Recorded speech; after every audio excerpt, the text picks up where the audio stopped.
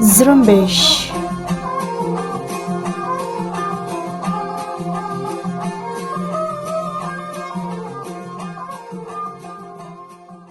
یہ ریڈیو زرمبش اردو کی آواز ہے۔ آج پیر کا دن 14 جون اور سال 2021 ہے۔ ریڈیو زرمبش کی آج کی نیوز بلیٹن کے ساتھ میں ہوں آپ کا میزبان دوست مراد بلوچ۔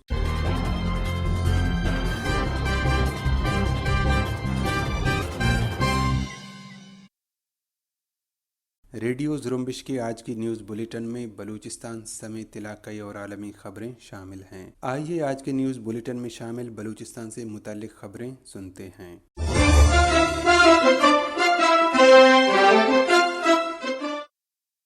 بلوچستان لبریشن فرنٹ کے بانی رہنما جمعہ خان بلوچ کی تدفین متحدہ عرب امارات کے ریاست شارجہ میں کر دی گئی۔ جمعہ خان بلوچ جمعے کے روز وفات پا گئے تھے۔ جمعہ خان بلوچ قومی تحریک آزادی میں مسلح جدوجہد کو منظم کرنے والے اولین رہنما شمار ہوتے ہیں، جنہوں نے قبائلی طاقت نہ ہونے کے باوجود بین الاقوامی حالات کا ادراک کرتے ہوئے بلوچ قومی سوال کو لے کر عالمی مدد حاصل کی اور ایک مزاحمتی تنظیم کی بنیاد رکھی۔ جمعہ خان بلوچستان کے ساحلی شہر گوادر کے نوائی گاؤں کلانچ کے رہنے والے تھے۔ انہوں نے مغربی بلوچستان کے باغی رہنما داد شاہ کے بھائی کی ایران حوالگی کے خلاف تحریک چلائی، لیکن عوامی مخالفت کے باوجود پاکستان نے داد شاہ کے بھائی کو ایران کے حوالے کیا۔ بعد ازاں جمعہ خان عراق چلے گئے اور وہاں ایران مخالف حالات سے فائدہ اٹھا کر مدد حاصل کی۔ شام کے دارالحکومت دمشق میں قیام کے دوران جمعہ خان نے 1964 میں بلوچستان لبریشن فرنٹ کی بنیاد رکھی، جس کی جدوجہد کا محور 1973 تک مغربی بلوچستان رہا، جبکہ 1969 سے لے کر 1973 تک بلوچستان لبریشن فرنٹ نے مغربی بلوچستان میں ایرانی حکومت کے خلاف مسلح جدوجہد کی اور بعد ازاں 1973 سے لے کر 1977 تک مشرقی بلوچستان میں متحرک رہی۔ جمعہ خان کی قیادت میں یہ جنگ عالمی حالات میں تبدیلی، اپنوں کی غداری اور غیر انقلابی کیڈر کی وجہ سے ناکام ہوئی، حالانکہ انہیں عراق اور شام سمیت کئی ممالک کی کھلی حمایت حاصل تھی۔ جنگ کی ناکامی کے بعد جمعہ خان متحدہ عرب امارات میں مقیم ہوئے، جہاں انہوں نے اپنی زندگی کا ایک طویل عرصہ سیاسی گوشہ نشینی میں گزارا۔ ان پر بعض سفری پابندیاں بھی عائد تھیں۔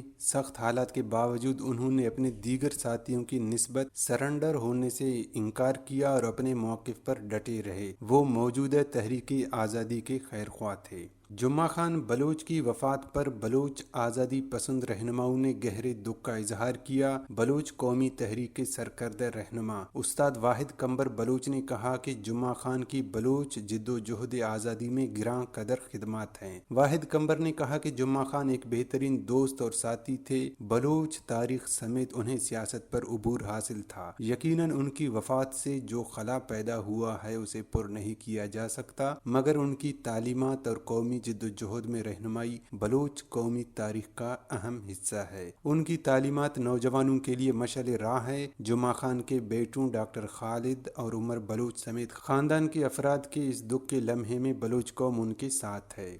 بلوچ نیشنل موومنٹ کے سابق سیکریٹری جنرل رحیم ایڈوکیٹ بلوچ نے اس حوالے سے اپنے تعزیتی بیان میں کہا کہ جمعہ خان کی وفات نے انہیں غمزدہ کیا۔ ان کی ساری زندگی اور انتھک جدوجہد بلوچ آزادی خواہوں کے لیے مشعل راہ ہیں۔ میرا دل اور خیالات ان کے خاندان کے ساتھ ہے۔ دعا ہے کہ ان کی روح کو سکون ملے اور آزاد بلوچستان کا خواب سچ ہو۔ بلوچ آزادی پسند رہنما ڈاکٹر اللہ نذر بلوچ نے بھی انہیں خراج تحسین پیش کرتے ہوئے اپنے تعزیتی پیغام میں لکھا کہ میں جمعہ خان بلوچ کی موت پر انتہائی دل گرفتہ ہوں۔ انہوں نے اپنی پوری زندگی جلا وطنی میں گزاری اور جلا وطنی میں ہی اس دنیا فانی سے چلے گئے۔ انہوں نے کہا کہ جمعہ خان پاکستانی عامر ایوب خان کے دور حکمرانی سے لے کر اپنی آخری سانس تک بلوچ تحریک سے وابستہ رہے۔ وہ جدوجہد آزادی کی علامت اور مثالی کردار تھے۔ بلوچ نیشنل موومنٹ کے چیئرمین خلیل بلوچ نے بھی اپنے بیان میں کہا کہ انہیں جمعہ خان کی وفات کا سن کر دکھ ہوا۔ انہوں نے کہا جمعہ خان بلوچ آزادی کی تحریک کے لیجنڈ تھے۔ میں ان کی وفات پر اہل خانہ سے تعزیت کرتا ہوں اور ان کی روح کو تسکین ملے۔ بلوچ نیشنل موومنٹ کے آفیشیل ٹویٹر اکاؤنٹ پر بھی ان کی خدمات کے اعتراف میں ان کی تصویر کے ساتھ تعزیتی بیان شائع کیا گیا، جس میں لکھا گیا کہ جمعہ خان بلوچ نے بیرون وطن بلوچ قومی تحریک کے لیے ناقابل فراموش کردار ادا کیا۔ وہ بلوچوں کے لیے راہ آزادی میں مشعل راہ ہے۔ ہم انہیں خراج عقیدت پیش کرتے ہوئے ان کے اہل خانہ سے تعزیت کا اظہار کرتے ہیں۔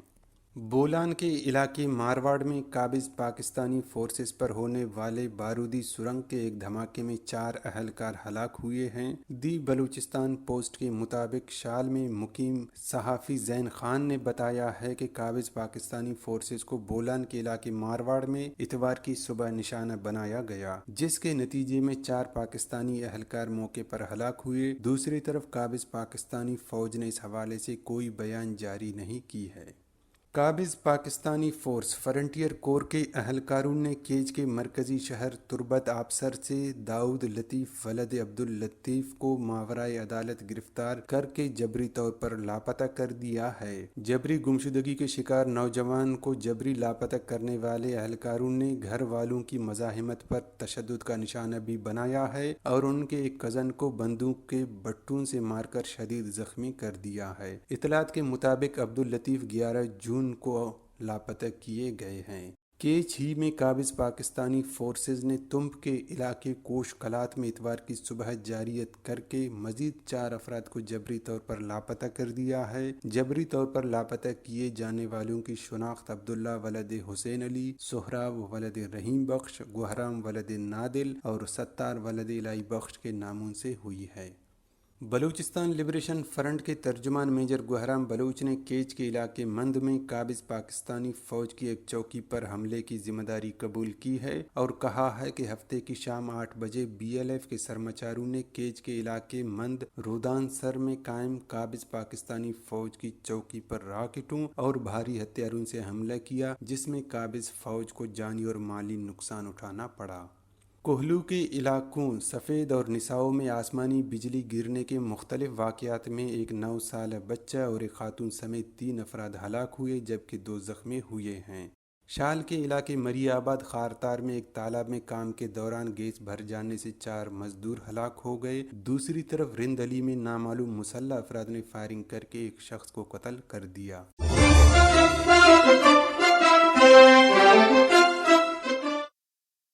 یہ تھیں بلوچستان سے متعلق خبریں۔ اب علاقائی اور عالمی خبریں پیش کریں گے خلیل بلوچ۔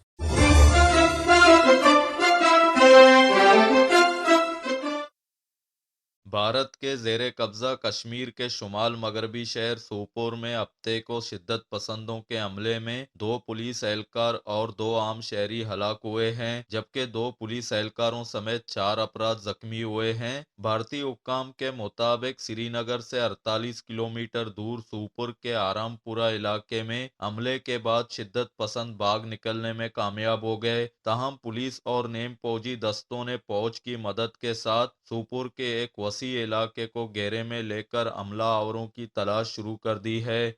شام کے شمالی شہر افرین میں توپ خانے سے 2 حملوں میں 16 افراد ہلاک اور متعدد زخمی ہو گئے ہیں۔ مقامی شہری دفاع کے حکام کے مطابق پہلے حملے میں افرین کے حکامتی علاقے کو نشانہ بنایا گیا اور دوسرے حملے میں ایک اسپتال پر گولے داغے گئے ہیں۔ ہلاک ہونے والوں میں خواتین اور بچے بھی شامل ہیں۔ دوسری طرف الشفا اسپتال کے ذرائع نے دعویٰ کیا ہے کہ کرد ملیشیا YPG نے بلڈنگ پر ایک میزائل سے حملہ کیا، جس کے رد عمل میں ترک فوج نے توپ خانوں سے مارت النعمان شہر کے نزدیک واقع دیہی علاقے میں کرد ملیشیا کے ٹھکانوں پر گولہ باری کی۔ واضح رہے افرین پر ترکی کی حمایتی یافتہ فورسز کا کنٹرول ہے۔ امریکی ریاست ٹیکساس کے مصروف شہر آسٹن میں دو مسلح افراد کے ایک دوسرے پر فائرنگ کے تبادلے کے دوران 14 افراد زخمی ہو گئے ہیں۔ عالمی میڈیا کے مطابق آسٹن کے پولیس نے بتایا ہے کہ ہفتے کی صبح 1:30 پر ریاست کے دارالحکومت کے مصروف علاقے 6th اسٹریٹ ایریا میں فائرنگ کا واقعہ پیش آیا۔ دوسری طرف چین میں گیس سلنڈر دھماکے سے پھٹ گیا ہے جس میں 13 افراد ہلاک ہو گئے ہیں۔ اسرائیلی فوج نے فائرنگ کر کے ایک نوعمر فلسطینی کو ہلاک کر دیا ہے۔ فلسطینی وزارت صحت کے مطابق مغربی کنارے میں اسرائیلی فوج کی فائرنگ سے ایک نوعمر ہلاک ہوا ہے۔ عرب میڈیا کے مطابق نابلس شہر کے قریب اسرائیلی آبادکاری کے خلاف جمعے کو ہونے والے احتجاج میں جھڑپوں کا آغاز ہوا، جہاں فلسطینی مظاہرین نے ٹائر جلائے اور اسرائیلی فورسز پر پتھراؤ کیا، جس کے بعد اسرائیلی اہلکاروں کی طرف سے آنسو گیس اور گولیاں فائر کی گئیں، جس میں 15 سالہ فلسطینی لڑکا گولیاں لگنے سے زخمی ہوا اور زخموں کی تاب نہ لاتے ہوئے چل بسا۔ امریکہ کے صدر جو بائیڈن کی انتظامیہ نے کہا ہے کہ وہ غریب اور ترقی پذیر ممالک میں انفراسٹرکچر کو بہتر بنانے کے لیے مالی طور پر ایسے منصوبے سامنے لائے گا جو چین کے بیلٹ اینڈ روڈ منصوبے کا مقابلہ کر سکیں گے۔ بائیڈن انتظامیہ کے ایک سینئر افسر کے مطابق اس منصوبے کا نام build back better for the world ہوگا اور اس کا اعلان برطانیہ میں G7 کے شراکت داروں کے سامنے کیا جائے گا۔ افسر کے مطابق یہ منصوبہ روایات کی پاسداری، شفافیت اور استحکام بخشنے جیسے عوامل پر مبنی ہوگا۔ انتظامیہ کے ایک اور افسر نے بھی ایک بیان میں کہا کہ چین کے منصوبے کو بہتر معیار سے شکست دی جا سکتی ہے اور اپنے ماڈل پر اس اعتماد کے ساتھ اسے دنیا کے سامنے رکھا جائے گا کہ یہ منصوبہ مشترکہ روایات کا عکاس ہوگا۔ امریکی کانگریس میں 4 بڑے ٹیکنالوجی اداروں کے کاروباری غلبے کو ختم کرنے کے قانونی عمل کا آغاز ہو گیا ہے۔ اس مقصد کے لیے اراکین ایوان نمائندگان نے 5 بل منظوری کے لیے پیش کیے ہیں۔ امریکی کانگریس میں قانون سازی اس تفتیش کا نتیجہ ہے جو 15 ماہ تک جاری رہی اور اس کی سفارشات کی روشنی میں قانون سازی کا قدم اٹھایا گیا ہے۔ تفتیش امریکی کانگریس کے ایوان نمائندگان کی عدالتی کمیٹی کی ذیلی اینٹی ٹرسٹ کمیٹی نے مکمل کی تھی۔ جن کمپنیوں کے کاروباری غلبے کے خلاف قانون سازی شروع کی گئی ہے ان میں موبائل فون ساز ادارہ ایپل، آن لائن کاروبار کرنے والا Amazon, internet search engine Google اور سماجی رابطے کی ویب سائٹ فیس بک شامل ہیں۔